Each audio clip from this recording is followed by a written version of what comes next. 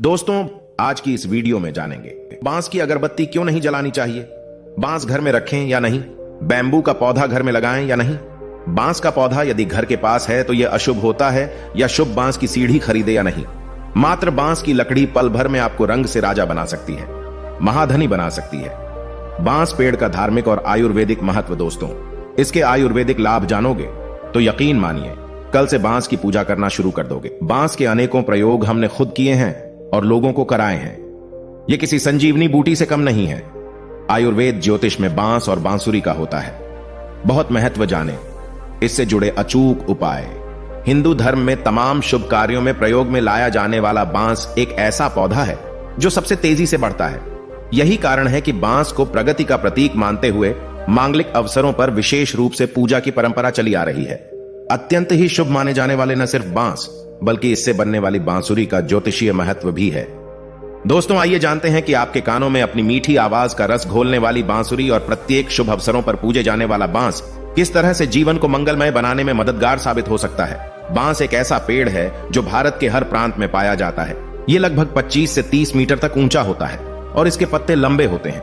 लेकिन शायद आप ये जानकर आश्चर्य में पड़ जाएंगे कि बांस के भी स्वास्थ्यवर्धक गुण होते हैं। इसके अलावा बांस के गुण रोगों के उपचार के भी काम आते हैं। दोस्तों, बांस के कंपलों में प्रचुर मात्रा में calcium, protein, vitamin A, IB6, magnesium, copper जैसे पोषक तत्व होते हैं, जिसके कारण आयुर्वेद में बांस को कई बीमारियों के लिए उपचार के तौर पर प्रयोग में लाया जाता है। चलिए बिना समय नष्ट किए बांस के फायदे और उसके अनजाने गुणों के बारे में जानते हैं। बांस क्या है? शायद आपको पता नहीं कि बांस प्रायः गर्मी के मौसम में फूलता और फलता है। दोस्तों, वर्षा ऋतु में बादलों की तेज गर्जना से बांस के पर्वों में दरारें पड़ जाती हैं। मादा बांस पोला या मुलायम होता है तथा नर बांस ठोस होता है। बांस की कई जातियां ऐसी है जिनमें पुष्प उनके जीवन काल में एक ही बार आते हैं तथा फिर ये थोड़े ही समय के बाद पूरी तरह से नष्ट हो जाते हैं। कुछ जातियों में फूल प्रति 3 वर्ष में आता है तथा बहुत थोड़ी जाति के बांस ऐसे भी है जिनमें प्रतिवर्ष आते रहते हैं। ऊपर जिस बांस के बारे में बताया गया उसके मुख्य प्रजाति के अतिरिक्त एक और प्रजाति स्वर्ण वंश, पीत वंश या पीला बांस पाए जाते हैं, जिसका प्रयोग चिकित्सा में किया जाता है। दोस्तों, यह लगभग 18 मीटर तक ऊंचा मध्यम आकार का होता है। इसका तना पोला या मुलायम तथा पीले रंग का होता है।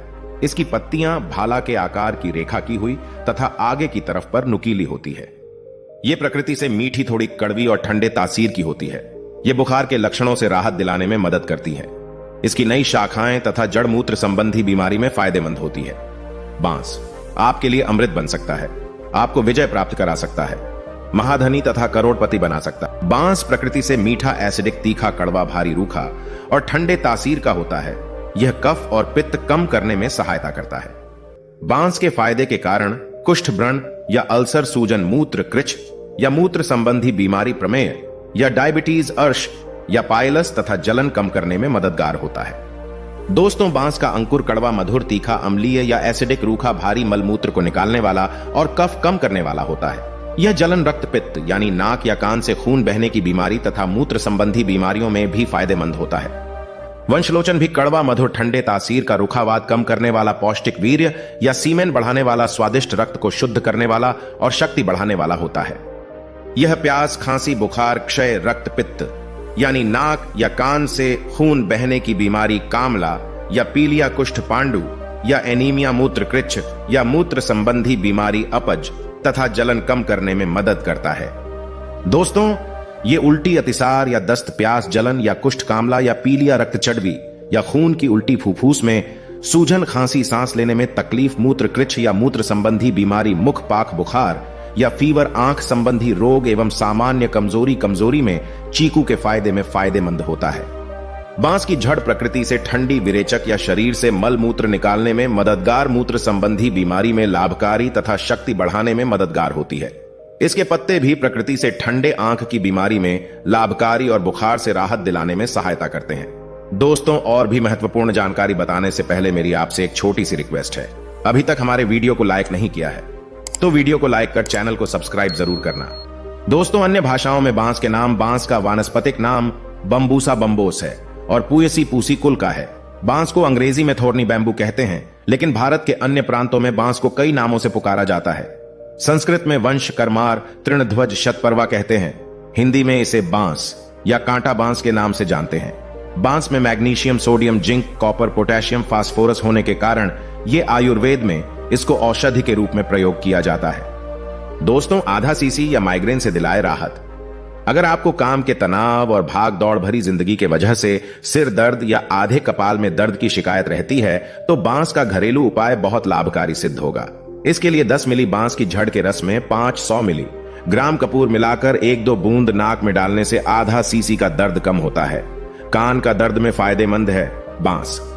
दोस्तों, अगर सर्दी, खांसी या किसी बीमारी के साइड इफेक्ट के तौर पर कान में दर्द होता है तो बांस से इस तरह से इलाज करने पर आराम मिलता है। चौलाई की जड़, अंकुर फल, लहसुन, अदरक तथा वंश आदि द्रव्यों को पीसकर पेस्ट बना लें। फिर उसको सर्दी तेल बसा या फैट मज्जा, इन 4 प्रकार की स्नेहों में या दही को तक्रसुरा, चूक्र आदि के रस में पकाकर 1 से 2 बूंद कान में डालने से कान का दर्द कम होता है।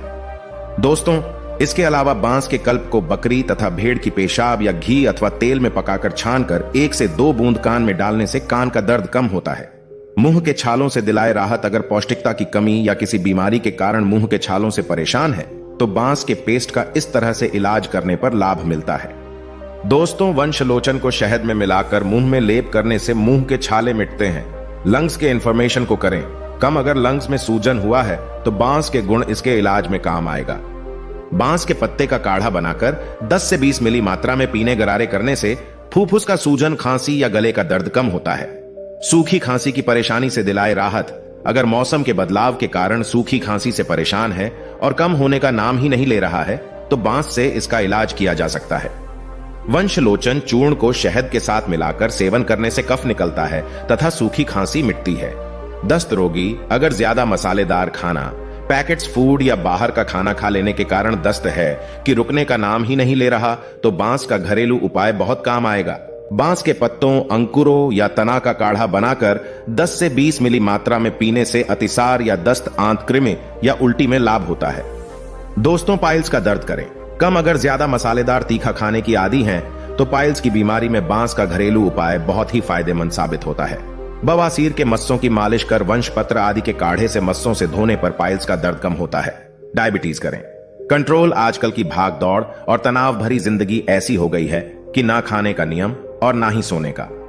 दोस्तों, फल ये होता है कि लोगों को मधुमेह या डायबिटीज के शिकार होते जा रहे हैं। वंशलोचन से बने खाद्य पदार्थों का सेवन डायबिटीज को कंट्रोल करने में मदद करता है। मूत्र संबंधी समस्या से दिलाए राहत। मूत्र संबंधी बीमारी में बहुत तरह की समस्याएं आती हैं, जैसे मूत्र करते वक्त दर्द या जलन होना, मूत्र रुक रुक कर आना, मूत्र कम होना आदि। बांस इस बीमारी में बहुत ही लाभकारी साबित होता है। दोस्तों, वंशा अंकुर तथा वंश की जड़ का काढ़ा बनाकर 10 से 20 मिली मात्रा में पीने से बिंदु मूत्र कृच्छ में लाभ होता है।